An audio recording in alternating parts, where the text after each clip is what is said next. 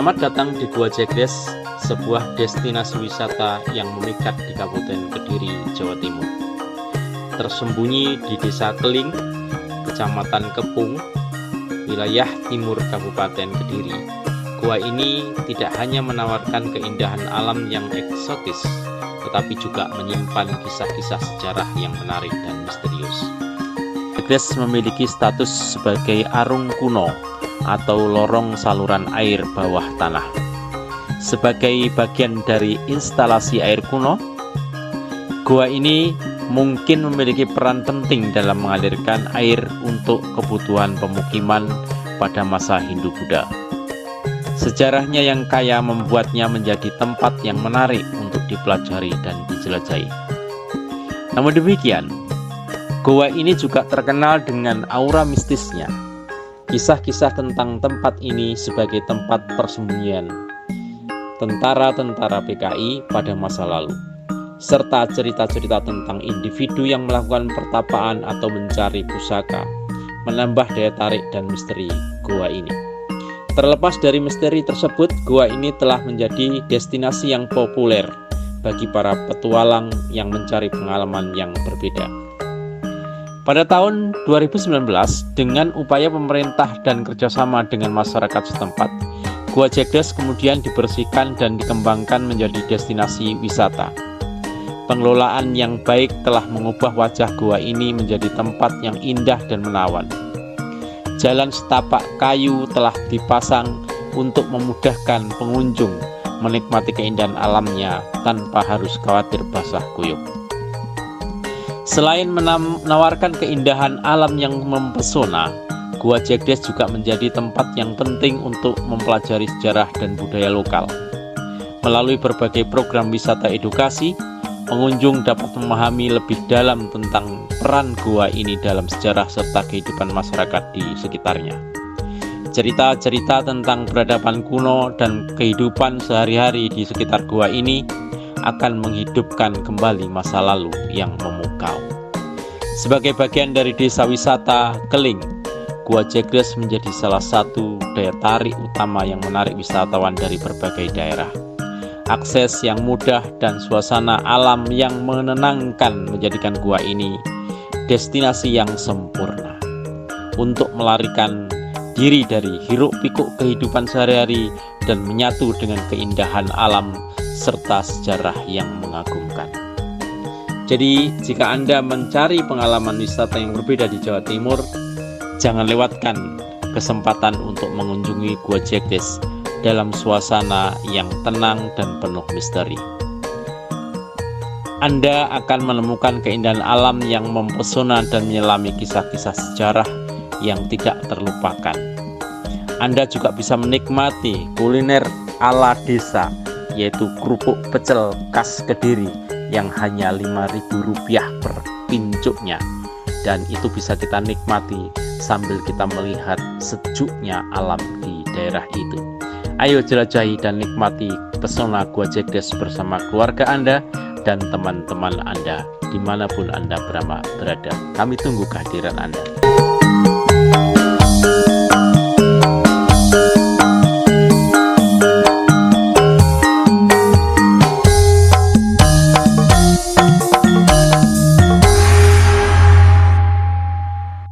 Desa wisata Keling untuk di kawasan ini merupakan salah satu destinasi yang ada di Desa Keling. Ini adalah wisata alam dan budaya Gua Jegdes. Nah, di Gua Jegdes ini selain kami menawarkan ada beberapa spot tentang wisata alam, ada juga kegiatan-kegiatan kebudayaan yang dilakukan di sini. Nah, di sini kalau terkait kebudayaan, di setiap hari Minggu itu ada penampilan beberapa kesenian khas Kabupaten Kediri, yaitu jaranan dan juga bandengan. Dan nanti kita akan berkunjung ke salah satu objek ODCB, itu di bawah itu nanti ada yang kami sebut adalah arung.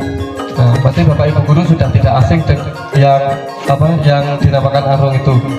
Nah, arung di sini berbeda dengan arung yang ada di Surawono. Pasti sudah tahu ya, Bapak Ibu guru, yang arung yang ada di Surawono yang mengeluarkan air Tapi kalau di Keling ini sudah kering karena pernah terdampak atau kemasukan sedimentasi dari aktivitas mungkin banjir di masa lampau kayak gitu. Karena lokasinya berada di tebing tepi Sungai Kembangan.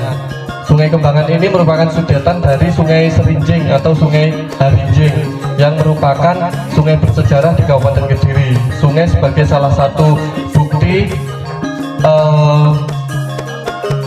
terbentuknya atau disebutnya kata Kadiri untuk pertama kali yang pernah tercantum di Prasasti Harinjing, seperti itu. Nah, nanti Bapak Ibu guru bisa mengunjungi sana.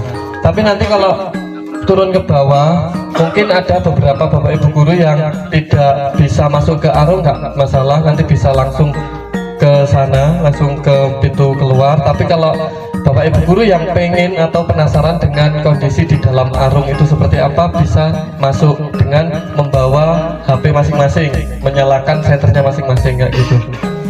Jadi untuk informasi saja, di dalam Arung kuno itu tingginya hanya 1,5 meter paling tinggi, tapi nanti di bagian ujung itu sampai 3 meter tingginya. Jadi kita bisa berdiri, tapi kalau di awal-awal masuk itu kita harus jongkok seperti itu. Dan di dalam Arung itu tidak perlu khawatir tidak bisa bernafas ya, karena kondisi ruangannya yang sempit. Cuma di setiap 10 meter itu pasti ada angin-angin atau sirkulasi udara. Nah, itu kita tidak tahu kenapa kok zaman dulu sudah memikirkan hal tersebut. Itu perlu kajian atau penelitian lebih lanjut. Nanti mungkin bisa diskusi setelah Bapak Ibu guru menelusuri atau menjelajahi Arung kuno itu. Nah, informasi saja kalau Arung kuno ini baru dibersihkan 2 tahun lalu, tepatnya di tahun 2021.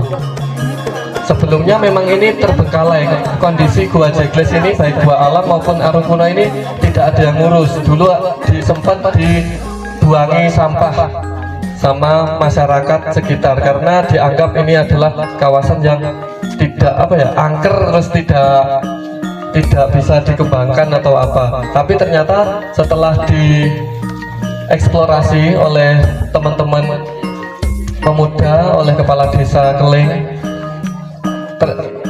sampai sekarang bisa eksis sebagai salah satu tempat wisata yang menghasilkan pendapatan untuk teman-teman di desa Keling, seperti itu.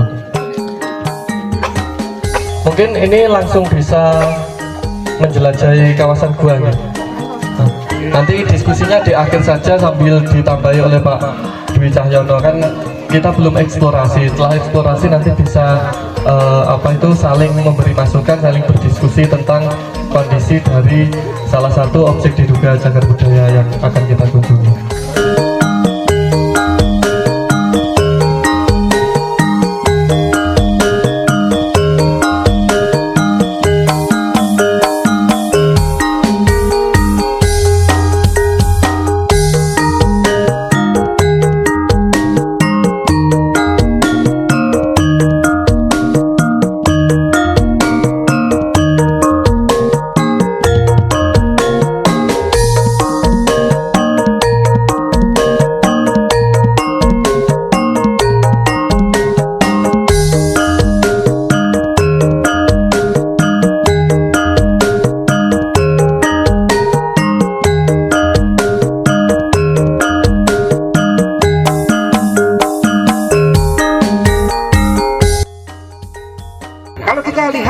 Air itu kan ada air permukaan, ada air bawah permukaan.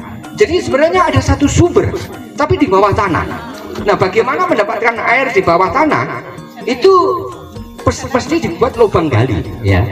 Ada 2 macam lubang gali. Ada lubang gali yang vertikal, itulah yang kemudian disebut dengan sumur. Lalu ada lubang gali yang horizontal, ya. Jadi digali dari ini ke horizontal. Nah, Arung itu yang horizontal. Yang vertikal itu sumur. Nah, itu ya. Intinya apa? Intinya untuk menangkap air yang ada di bawah permukaan tanah. Kalau saya menyebut titik pangkal dari satu sumber air, atau saya sebut sebagai telenging banyu, ya. Jadi apa itu teleng, ya? Tempat di mana air itu mulai keluar. Nah, bagaimana kita tahu bahwa ada satu potensi sumber yang gede di bawah? Itu gampang. Kalau ada tanah menebing, terus kemudian di tebingan itu ada ngeriwis banyu itu ya, berarti anak banyu ning jero. Karena itu diuber, itu ketemu punjering banyu, telenging banyu. Nah, untuk itu dibuatlah terowongan ini. Nah, ada kemampuan pada masa lalu untuk membuat terowongan, tapi tidak semua orang mampu. Ada keahlian khusus, ya, ahli khusus yang membuat terowongan semacam ini. Dulu disebut dengan undagi pangarung. Dia undagi, ya, undagi atau undahagi, ya. Ini adalah orang yang punya pekerjaan yang sangat khusus. Ini pekerjaan ini berisiko. Nah, pada masa yang lebih muda, semacam ini disebut dengan tukang gangsir. Karena itu kan kita kenal ada maling-maling yang membuat mencuri dengan gangsir. Disebut gangsir karena cara kerjanya seperti gangsir. Kita kenal gangsir ya, yang juga membuat terowongan di bawah tanah itu ya. Karena itu disebut gangsir. Nah, ada di cerita-cerita kita mengenal cerita. Ada pencuri yang mencuri dengan membuat saluran lorong di bawah tanah. Sebutannya maling curing. Ya. Apa itu curing? Curing itu adalah sebutan dari padas yang keras. Seperti yang kita lihat di sini itu padasnya keras. Ya. Itu masuk curing. Jadi kalau itu dihubungkan dengan maling, ini ya maling curing gitu ya. Ya, tapi yang dimalingi bukan kayak moro-mono maling gitu ya, yang sing dicolongkan yang gemandul itu bukan. Ya. Jadi yang dicuri, yang diambil itu sebenarnya adalah air. Nah, jadi dengan demikian, kalaupun anak legenda ini terowongan ini tembus sampai Segoro Kidul itu hoax gitu ya. Ini tidak, ini sampai ke punjering banyu, sampai ke pangkalnya air itu keluar. Saya sempat mengejar sampai ke titik pangkal air itu di Surowono. Nah, kita di Surowono itu kan ada beberapa sumur ya.